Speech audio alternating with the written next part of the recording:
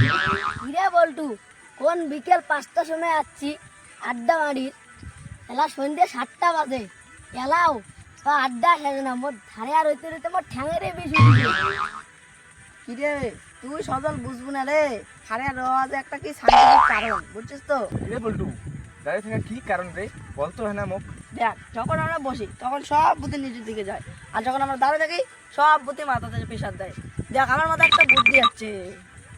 কি আইডিয়া মুই তো জানো, তুই টাকাই ধার চা। দূর মিয়া, দেখ এই যে লোকগুলো রাস্তা দিয়ে হাঁটাচলা করতেছে, এগুলো লোকের জন্য রাস্তা খোঁজার ট্যাক্স নেওয়া উচিত। রাস্তা ঘষা ট্যাক্স, সেটা আবার কি? আরে ভাই, এই যে লোকগুলো যে রাস্তা দিয়ে হাঁটাচলা করে, এবার জুতের যে রাস্তা দিয়ে যায়, আর রাস্তাটা যে ক্ষয় করে, এলে রাস্তা ঠিক করে পয়সা কাজ দিবে, সাধারণ লোকে তো দেওয়া হবে। বল্টু, তুই কি পাগলা আছিস? রাস্তা দিয়ে যে হাঁটা চলা করে রাস্তা ক্ষয় হয়, তুই যে আর দাঁড়ে আছিস রাস্তা ক্ষয় হয়। হ্যাঁ, রাস্তা ক্ষয় হয় না, এটা তুমি খাড়ে আসো, এটাতে আর না রাস্তা শক্ত হয়। আরে তোমার এটা না খাড়িয়া গল্প চলছে না, ওটা কালোর দোকানে চা সিংহে ফিরতে দিবে হচ্ছে। বলিস কি? চল চল চল চল, তাড়াতাড়ি চল সবাই।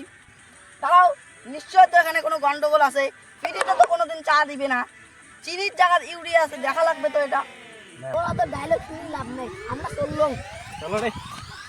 এরা বুঝলো না, বুদ্ধিমানরা সবসময় দাঁড়িয়েই চিন্তা করে। ইস, খুব তো মুখত হচ্ছে রে। এ দাঁড়ান দাঁড়ান দাঁড়ান, মোর জন্য সিংড়ি রাখেন।